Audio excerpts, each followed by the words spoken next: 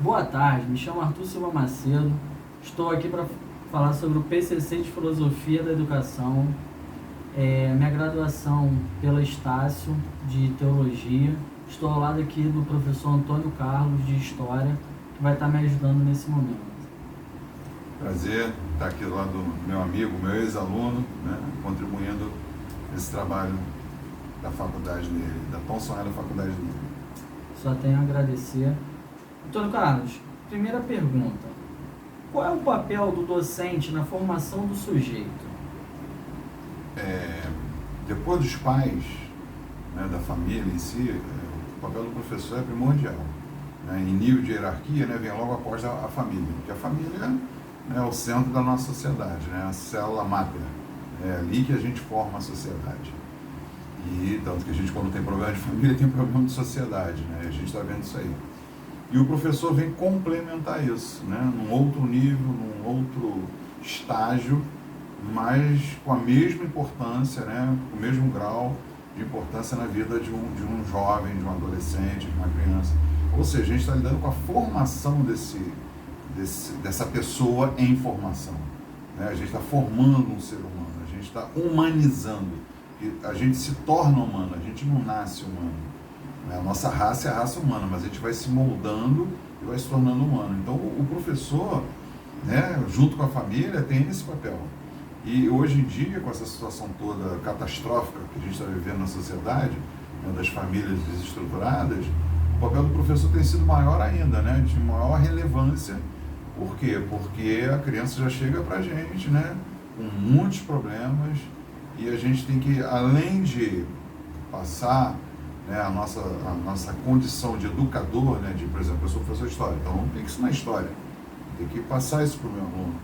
Mas além disso, eu tenho que ter um olhar humano, um olhar que veja além, né, do ser que está ali na minha frente, ou seja, toda a história de vida dele, da família dele, toda a estrutura social em que ele vive, que ele está inserido, isso tudo bate na mão da gente. Né? Então, assim, cada vez mais o papel do professor tem sido fundamental, né, na melhoria, né, no aperfeiçoamento da sociedade que a gente vive. Importante a gente entender isso, né, Antônio? Porque muitas pessoas olham para o professor hoje achando que ele está ali somente para ensinar a disciplina. E muitas vezes ela está em segundo plano, você tem que preparar o aluno, né, Antônio? Para ele venha a entender a disciplina. Exatamente, né? porque ele vem com tanta carência, com tanto problema afetivo, social, econômico, né? E aquilo bate na sua mão. Você não tem condições de pegar uma criança dessa, né, e tentar fazer com que ela simplesmente leia um texto em história, como é o meu caso, e me dê um retorno. Porque a cabecinha dela está envolvida com uma série de outros problemas e ela não tem foco no que eu estou passando. Então a gente tem que ter esse olhar humano, que eu já tinha falado, né, de tentar resgatar essa criança para que ela se adeque à escola, porque o papel da escola não pode ser tirado. A escola tem que ensinar. A escola tem que ensinar história, geografia, matemática, português, química, física, esse é o papel da história. Né? São os conhecimentos que a humanidade adquiriu ao longo desses milênios e que a gente passa para as futuras gerações para que isso seja aperfeiçoado, melhorado e utilizado. O papel da ciência, né, que é esse, é nos dar uma vida melhor. Então, a gente tem que fazer isso, mas ali tem um ser humano, então a gente tem que cuidar desse ser humano também. Muito bacana. Nossa segunda pergunta, Antônio, ela fala sobre o seguinte: quais são as principais reflexões acerca do aluno que um professor não pode nunca esquecer? Acho que a gente já falou isso, né? A questão é um ser humano, então é uma caixinha de surpresas, né? Cada ser humano é um ser humano, é um diferente do outro, apesar da gente ter características de personalidade, de criação, características sociais, econômicas, né? Grupos mais ricos, grupos mais pobres, né? Essas características existem, mas existe individualidade, né? É um ser, é uma pessoa, então a gente tem que ter esse olhar específico, né? Esse olhar mais, diria assim, carinhoso, né? Mais dar uma atenção melhor, né? Tentar ver algo mais, porque o que está impedindo essa criança de repente se desenvolver, às vezes é um abraço, às vezes é um olhar, às vezes é escutar uma historinha, às vezes é ele ser escutado, que ninguém em casa o escuta, ou os coleguinhas, e você escuta, e aí ele fica assim: caramba, meu professor conversou comigo, né? Poxa, minha professora me deu um beijo, Poxa, eu ganho um abraço da tia. Então isso tudo a gente pensa que são coisas fúteis ou coisas simples, coisas do dia a dia. Às vezes é uma mudança que a gente nem imagina lá na frente, né? A consequência de um beijo, de um abraço, de um afeto, de uma palavra ríspida, de se chamar atenção, né? Não escorraçar, não destruir a pessoa emocionalmente, que ela já está destruída, mas sim levar, né, incisivamente, né, para que ela mude de postura, para que ela compreenda, né, que aquilo ali não é adequado, aquele comportamento não é adequado. Entenda a situação dela, mas também não permita moldar aquele espaço pelo que ela vive de repente na casa dela. Exatamente, né? Você não pode deixar que isso se alastre. Né? Se ela tem um mau comportamento, você aceita no sentido de mudar. Você aceita no sentido que vai respeitar, mas ela tem que mudar e você tem que dizer isso para ela. A criança tem que perceber, né? Tem que ter esses parâmetros. Ela errou e alguém chama a atenção dela. Né? Ela acertou e alguém coloca ela para cima. Às vezes a criança chega tão destruída, com o ego tão para baixo, que às vezes um elogio, né? Isso já aconteceu comigo várias vezes com os professores, a gente percebe isso. Aí você faz um elogio a um garoto, a uma menina, alguma coisa, e você ganha, aquela criança se torna assim, né? Posso levar sua pasta, professor? Posso levar sua bolsa? Elas se apegam a você de tal forma só porque você disse que ela tirou 10 na prova, que ela está de parabéns, que ela tirou 7, que ela melhorou muito. Uma criança que tirava 3, tirou 5. Rapaz, como você melhorou. Rapaz, olha, eu estou gostando. Isso muda, a criança não já está tirando 10. Isso já aconteceu comigo. Isso é muito bacana. Isso é muito emocionante. É o trabalho do professor, né? É humano, é o lado humano, né? da nossa relação. Eu acompanho bastante o seu trabalho, tanto como professor como diretor, e vejo pessoas que nem têm família, têm um carinho, né, com o senhor como um pai, né? E eu creio que isso, como professor, como diretor, é muito gratificante. Sim, né? Com certeza. Está mudando a história de uma pessoa. De uma geração, às vezes, de uma comunidade, né, de uma família. A gente tem esse poder. O professor tem esse poder. Né? Até porque muitos, né, infelizmente, né, às vezes passa mais tempo com a criança do que os próprios pais, né? Sim. Aonde a gente também vive um dilema muito perigoso, que os pais hoje acham que os professores têm que educar os filhos dele e não é dessa forma. Exatamente. Né? A gente tem que fazer a parte deles e nós complementamos essa parte. Né? Com educação, né? Com história, educação física, matemática, com um olhar carinhoso, né? Mas tudo isso se somando.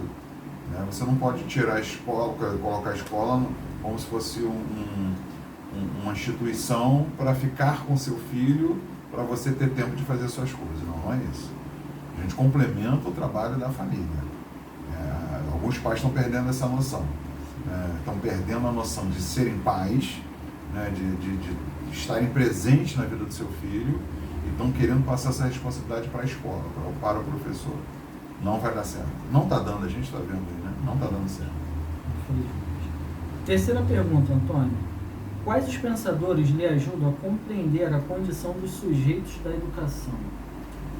Olha, eu, por ter uma formação, assim, como a maioria, né, de pensadores mais à esquerda, vamos dizer assim, né, um pensador que eu sempre me inspirou de uma certa forma foi o Paulo Freire.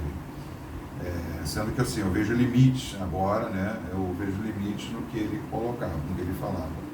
Mas ele tem algumas coisas interessantes, essa questão do você usar o que a criança tem, ou seja, usar aonde ela vive, o tipo de família, o tipo de trabalho, usar isso como se fosse um anzol para puxar ela, né, para onde você quer. Então você não vai levar as coisas para essa criança, você não vai levar conhecimento para essa criança. Você vai pegar o conhecimento que ela tem e vai dizer que você tem mais alguma coisa que pode ser acrescentada a isso. Então, essa descoberta do que ela tem com o que você tem, né? É uma conjunção. Não você é o dono da verdade, você, né, despeja na cabeça de um adolescente o que você conhece. Por muitos anos isso foi feito. Né? Hoje você não tem mais como fazer isso. Então, tem esse lado positivo. Os outros, algumas coisas já não me agradam mais, mas enfim, é interessante. E tem um pensador que ele não é especificamente dessa relação professor-aluno, se bem que toca nisso, que é o Anísio Teixeira, e ele coloca muito essa questão da escola pública, da escola de qualidade, né? Ele esteve nos Estados Unidos, ele foi secretário de Educação do Distrito Federal, aqui no antigo Distrito Federal, que era no Rio de Janeiro, e ele, né, vislumbrou, né, essa escola moderna que a gente não tinha e ainda não temos no Brasil. Uma escola pública de qualidade, uma escola que dê oportunidades, né, esse aluno, na Escola Parque, que ele fundou em Salvador, ela tinha o aluno participava da agricultura, da costura, né, o costurar coisas de casa, do fabricar o pão, né, coisas, né, que a gente usa no dia a dia, que a gente tem. Primeiro, você aprende a dar valor a essas coisas pequenas que a gente costuma comprar ou pagar alguém para fazer. Segundo, que deixa o aluno, né, ele colocar um pouco para fora alguma habilidade. Geralmente a gente não quer nem ver isso, a escola não deixa. Né? A habilidade é sentar e escutar o professor, né, que a gente está exigindo, não é isso. Então a gente dá a oportunidade do aluno experimentar e se experimentar. E a outra, quer dizer, eu acho que a outra visão que complementa isso, que é a visão do Anísio Teixeira, é o Estado promover isso. Então o Estado dá uma educação que permita ao aluno se conhecer e optar, né, uma coisa mais concreta. O que a gente está vendo aí é muito a escola formatar o aluno. Né? A gente vê muita escola diz que não, mas é o que acontece. A gente fica formatando o aluno, tentando passar para ele, né, os conhecimentos que nós temos, no meu caso de história, né, e fazendo com que ele, né, absorva esse conhecimento e utilize. Isso tem se notado muito difícil, né? A nossa geração, essa geração que está aí, é uma geração que já não tem mais essa percepção, né? A percepção deles mudou. A minha geração sentava e escutava. Essa geração está aí, ela é mais, né, fluida, né? Ela precisa de alguma coisa mais concretas para poder materializar o conhecimento. Então acho que o Anísio Teixeira se encaixa muito nisso. É uma escola que dê várias oportunidades e o aluno ali se encaixa em alguma coisa, se descobre e aí vai em frente. Eu gosto muito do Anísio Teixeira, É porque ele pensa muito no futuro, né? Sim, e é acho que dos papéis cruciais da parte da formação, né, do cidadão ali. Sim. Porque ele vai ter que planejar o futuro dele em termos de profissão, tudo. Então, fico pensando no desafio, né? Se você, como professor de história, querer que todos os seus alunos virem professor de história. Se o de português quiser que vire, então seria uma grande confusão para cada aluno, né? Sim. Então, por isso, essa importância desse pensamento, né? De o aluno entender o que ele vai ser lá na frente, qual o potencial em qual área ele tem, né? O que ele gosta de fazer, porque isso dá uma autoconfiança, né? Ele gosta daquilo, sabe fazer aquilo, domina aquilo, pronto, está uma carreira. A gente vê muito aluno com dificuldade de achar uma carreira, justamente porque ficou muito passivo, né? Só escutava o professor de história, de matemática, escutava, não praticava. Né? Praticava no sentido mais amplo, né? Mas o professor dá exercício, o professor faz passeio, tá, tudo bem. Mas eu digo de uma forma mais esmiuçada, né? Então você, por exemplo, botar o aluno para usar da agricultura, então ele vai cuidar da terra, ele vai cuidar do plantio, ele vai cuidar da semente, todo o ciclo de vida. Quer dizer, na agricultura ele pode descobrir uma vocação para ser, sei lá, pastor, padre, porque é o ciclo da vida, nascer, crescer, se desenvolver, morrer. Né? Eu estou dando um exemplo meio bobo, mas que pode acontecer. Né? E ele aprendeu isso na agricultura, é questão de ver a vida acontecer. Não são coisas bobas, mas são coisas práticas e que a gente precisa disso. O aluno precisa, né, ele mesmo absorver essas pequenas coisas do dia a dia e refletir sobre isso. Acho que uma boa escola, uma escola pública de qualidade, que a escola tem dinheiro, né, o dinheiro está chegando, mas como que está chegando esse dinheiro? Para ser usado em que? Eu penso numa escola mais ampla, né, numa escola que realmente dê várias oportunidades e ali o aluno escolhe o seu caminho. Nossa quarta e última pergunta, Antônio. Como acontecem as relações interpessoais em sua sala de aula? Você foi meu aluno, você sabe como é que eu sou, né?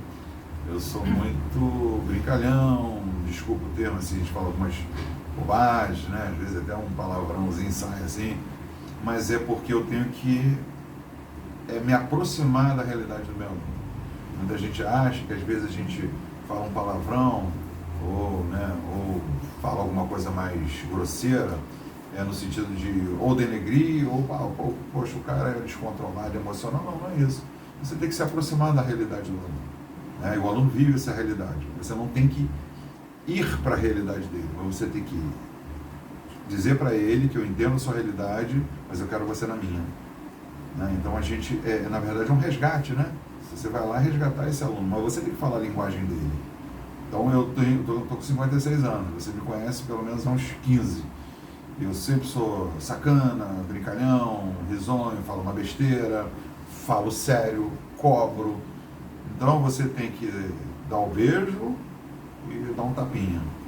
Não precisa no português, claro, né? Então a gente dá o mas exige. Você tem que ter essas compensações. Você não pode ser liberal o tempo todo, porque você perde o aluno, porque ele acha que ele pode fazer o que quer, e você não pode ser rigoroso o tempo todo, porque senão o aluno não está nem aí para você. E a gente, por ter esse papel fundamental na vida dele, eu conheço professor que não gosta de aluno, que não gosta de ser humano, que não gosta de gente. Não sei como ele se resolve numa sala de aula, porque é incoerente uma pessoa que não gosta de gente dar aula. Você tem que amar o ser humano, porque aí você aceita os erros, os absurdos, você sabe que isso é uma condição humana, e você ajuda. O nosso papel é esse. O professor não ensina, o professor se mistura com o aluno para ele poder se entender e perceber o que está acontecendo com ele, e a gente, na verdade, só ajuda. A gente não tem esse poder, quer dizer, temos, mas eu não quero dizer que seja assim, eu vou lá ensinar a história. Não. Eu vou lá, bater um papo, a gente vai conversar e vou tentar fazer com que o aluno perceba que a história é importante, qual o sentido da história na vida dele, o que é estudar história, para que serve. É um instrumento, uma ciência, para que serve isso? O que eu vou usar? Eu vou usar isso em que na minha vida? Então você tem que conquistar o aluno com esse discurso, com essa prática, não é porque discurso, com essa prática. Dentro disso, Antônio, você falando, eu estava lembrando de uma situação que aconteceu comigo na época de escola, que eu tinha muita dificuldade em aceitar a aula de inglês, Então, assim, eu tinha muita essa repulsa. E muitas vezes isso é fato, o fator primordial sobre isso é essa falta de comunicação dentro da sala que a gente não sabe o dia de amanhã. Sim. E foi justamente o que aconteceu comigo. Em um momento eu viajei para um outro país, viajei sozinho, precisava do inglês e não tinha, por causa de uma falta de maturidade lá atrás e de entendimento. Que às vezes é primordial nesse momento, que não é só a sala de aula, não é só a disciplina, não é só a matéria que você está falando, mas também é fazer ele refletir sobre o futuro dele. Que tipo de pessoa ele está se tornando, sobre criar o cidadão pronto para uma sociedade. Sim. Então, assim, a importância desse momento de interação entre professor e aluno para passar esse conhecimento que é muito além, Na verdade é passar uma paixão, A gente tem que ser apaixonado pelo que faz, para os outros também poderem se apaixonar. Se você não gosta do que você faz, você não vai passar isso, As pessoas, a gente chama isso de currículo oculto, Você, na verdade, o discurso convence, o exemplo arrasta.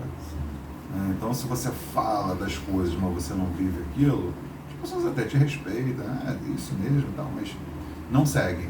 Se você vive aquilo, você pratica aquilo, aí as pessoas, poxa, eu quero ser assim, eu gosto disso. É o que ele fala, é que ele vive, eu quero essa vida para mim, eu quero esse exemplo de comportamento. Então, você, na verdade, é o currículo oculto. Você está passando, mas você necessariamente não está discursando sobre ele.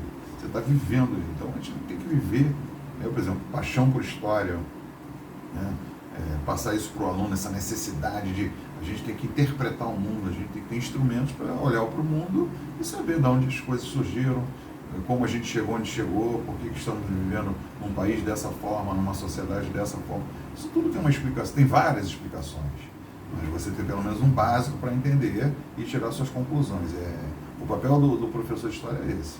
A minha paixão é tentar passar isso, Esse é o sentido. Ótimo. A gente está caminhando aqui para estar encerrando. Gostaria de agradecer muito o senhor, pela dispor seu tempo, muito obrigado. E principalmente pelas correções, né? Tanta gente tem medo hoje de corrigir. Quantas vezes o senhor me corrigiu com 17, 18 anos de idade? E hoje eu estou aqui. Eu tenho uma admiração muito grande pelo senhor. Tenho como um pai, tenho como uma pessoa que é uma referência para mim. E eu sou muito grato, desde lá de trás até esse momento. Eu espero estar daqui em diante por muitas e muitas situações ao seu lado. E só tenho a agradecer. Vamos trabalhar junto, está se formando em teologia e quem sabe a gente não vai trabalhar junto em alguma instituição, alguma situação, né? Eu fico muito orgulhoso de ver você progredindo, ver você buscando um ideal, né? Você passou por várias situações na vida, mas né, você se descobriu, você né, descobriu o teu caminho, descobriu por onde você quer trilhar, que é o que você está fazendo e que você vive isso. Mais do que teorizar sobre isso, você vive isso. Teologia é uma coisa que faz parte da sua vida. Então eu fico muito orgulhoso e muito feliz de estar aqui participando, né, desse trabalho. Fico muito agradecido pela oportunidade.